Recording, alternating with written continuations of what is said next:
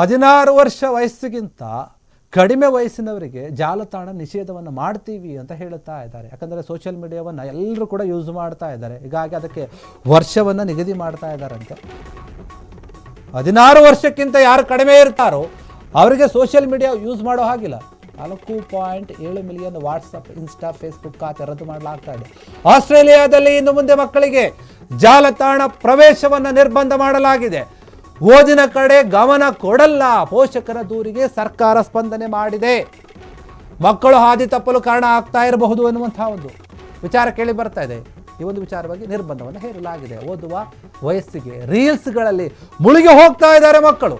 ಮಾದಕ ವ್ಯಸನಕ್ಕೂ ಕೂಡ ಕೆಲವೊಮ್ಮೆ ಸಾಮಾಜಿಕ ಜಾಲತಾಣಗಳ ಸಹಾಯ ಮಾಡ್ತಾ ಇವೆ. ಈ ಎಲ್ಲ ಕಾರಣಗಳನ್ನು ಮುಂದಿಟ್ಟುಕೊಂಡು ಆಸ್ಟ್ರೇಲಿಯಾ ಸರ್ಕಾರದಿಂದ ಈ ನಿರ್ಧಾರವನ್ನು ತೆಗೆದುಕೊಳ್ಳಲಾಗಿದೆ ಎನ್ನುವಂತಹ ಮಾಹಿತಿ. 16 ವರ್ಷ ನೋಡಿ, ನಾವೀಗ ನೋಡ್ತಾ ಇದ್ದೀವಿ, ಹುಟ್ಟಿದ ಮಕ್ಕಳು ಅವರು ಕೂಡ ಮೊಬೈಲೇ ಬೇಕು.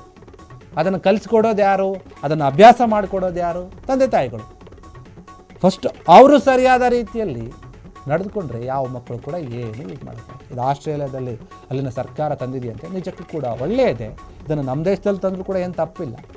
ಯಾಕಂದರೆ ನಾವು ನೋಡ್ತಾ ಇದ್ದೀವಿ, ಓದುವಂತಹ ಒಂದು ಸಮಯದಲ್ಲಿ ಮಕ್ಕಳು ಮೊಬೈಲ್ ಹಿಡ್ಕೊಂಡು ಕೂರ್ತಾ ಇದ್ದಾರೆ, ರೀಲ್ಸ್ಗಳನ್ನು ನೋಡ್ತಾ ಇದ್ದಾರೆ, ವೀಡಿಯೋಸ್ಗಳನ್ನು ನೋಡ್ತಾ ಇದ್ದಾರೆ. ಮಕ್ಕಳಿಗಾಗಿ ನೀವೇ ಹಾಕ್ಕೊಡ್ತೀರ. ಮಕ್ಕಳು ಏನಾದರೂ ಅಳ್ತಾ ಇದ್ದರೆ ಕಾರ್ಟೂನ್ ವೀಡಿಯೋಗಳನ್ನು ನೋಡ್ರಿ ಅಂತ ಹಾಕ್ಕೊಡ್ತೀರ. ಆನಂತರ ಮಕ್ಕಳು ರೀಲ್ಸ್ ನೋಡ್ತಾರೆ, ಇನ್ಸ್ಟಾಗ್ರಾಮ್ ನೋಡ್ತಾರೆ, ಫೇಸ್ಬುಕ್ ನೋಡ್ತಾರೆ. ಈ ರೀತಿ ಎಲ್ಲ ಯೂಸ್ ಮಾಡೋಕೆ ಹೋಗ್ತಾರೆ. ಕೆಲವು ನೋಡಿ, ಈಗಿನ ಕೆಲ ಹಿರಿಯರಿಗೆ ಸ್ಮಾರ್ಟ್ಫೋನ್ಗಳನ್ನು ಯೂಸ್ ಮಾಡೋಕ್ಕೆ ಬರಲ್ಲ. ಆದರೆ ಈಗಿನ ಮಕ್ಕಳೇನಿದ್ರೆ 1ನೇ ಕ್ಲಾಸ್ 2ನೇ ಕ್ಲಾಸ್ ಓದೋ ಮಕ್ಕಳು, LKG UKG ಮಕ್ಕಳು ಕೂಡ ಫೋನನ್ನು ಈಸಿಯಾಗಿ ಆಪ್ರೇಟ್ ಮಾಡ್ತಾರೆ. ಹೇಳ್ಕೊಡ್ತಾರೆ ದೊಡ್ಡವ್ರಿಗೆ. ಅವ್ರ ತಾತ ಯಾರಾದರೂ ತಾತ ನೋಡು ನಾನು ಯೂಸ್ ಮಾಡ್ತಾಯಿದ್ದೀನಿ, ಹಿಂಗಲ್ಲ ಹಿಂಗೆ ಅಂತ ಹೇಳ್ಕೊಡ್ತಾರೆ. ಆ ರೀತಿಯಾಗಿ ಕಾಲ ಬದಲಾಗ್ತಾ ಇದೆ. ಹೀಗಾಗಿ ಎಲ್ಲ ಸೋಷಿಯಲ್ ಮೀಡಿಯಾ ಪ್ಲಾಟ್ಫಾರ್ಮ್ಗಳಿಂದ ಇಂತಹ ಮಕ್ಕಳನ್ನು ನಾವು ನಿಷೇಧ ಮಾಡ್ತೀವಿ, ನಿರ್ಬಂಧವನ್ನು ಹೇರ್ತೀವಿ ಅಂತ ಆಸ್ಟ್ರೇಲಿಯಾ ಸರ್ಕಾರ ಹೇಳ್ತಾ ಇದೆ. 16 ವರ್ಷಕ್ಕಿಂತ ಕಡಿಮೆ ಇದ್ರೆ 16 ವರ್ಷದ ಮೇಲವರು ಯೂಸ್ ಮಾಡಿ. ಆದರೆ 16 ವರ್ಷಕ್ಕಿಂತ ಕೆಳಗಿನವರು ಬೇಡ. ನಿಮ್ಮ ಸ್ಕೂಲು ಕಾಲೇಜುಗಳ ಬಗ್ಗೆ ಗಮನವನ್ನು ಕೊಡಬೇಕಾಗುತ್ತೆ. 16 ಅಂತಂದ್ರೆ 10+6 ಅದೇ 10ನೇ ಕ್ಲಾಸ್ ತನಕ ಅಂತ ಅನಿಸುತ್ತೆ.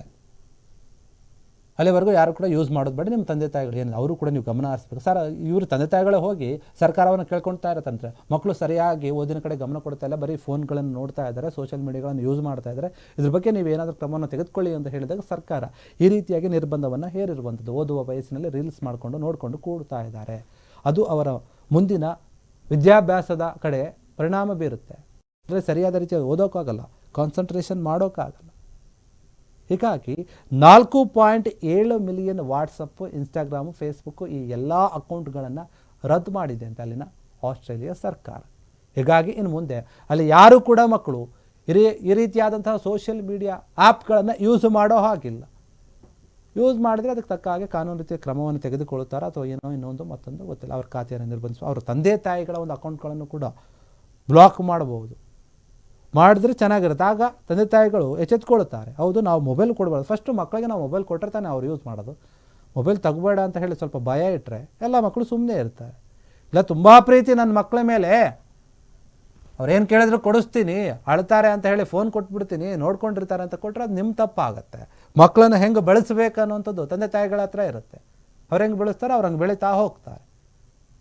ಹೀಗಾಗಿ ಫೋನ್ ಯೂಸ್ ಮಾಡುವಂತಹ ಒಂದು ಸಂಖ್ಯೆ ಕಡಿಮೆ ಆಗಬೇಕು. ನಿಜಕ್ಕೂ ಕೂಡ ಬರೀ ಆಸ್ಟ್ರೇಲಿಯಾ ಅಂತಲ್ಲ, ಇಡೀ ಪ್ರಪಂಚದಾದ್ಯಂತ ಇದೇ ಆಗ್ತಾ ಇದೆ. ಚಿಕ್ಕ ಮಕ್ಕಳು ಮೊಬೈಲ್ ಫೋನ್ಗಳನ್ನು ಹಿಡ್ಕೊಂಡು ಕೂರ್ತಾ ಇದ್ದಾರೆ. ಹಿಂದಿನ ಕಾಲದಲ್ಲಿ ಮಕ್ಕಳು ಆಟ ಆಡೋಕೆ ಮಣ್ಣಲ್ಲಿ ಹೋಗಿ ಕೆಸರಲ್ಲಿ ಹೋಗಿ ಆಟ ಆಡಿಕೊಂಡು ಬರ್ತಾ ಇದ್ರು. ಮನೆಗೆ ಬಂದಾಗ ತಂದೆ ತಾಯಿಗಳು ಬೈದು ಏನು ಹಿಂಗೆ ಬಂದಿದ್ಯಾ ಕೊಳೆ ಮಾಡ್ಕೊಂಡ್ಬಂದಿದ್ದೆ ಬಟ್ಟೆ ಅಂತ ಬೈತಾ ಇದ್ರು. ಈಗ ಹಂಗಿಲ್ಲ.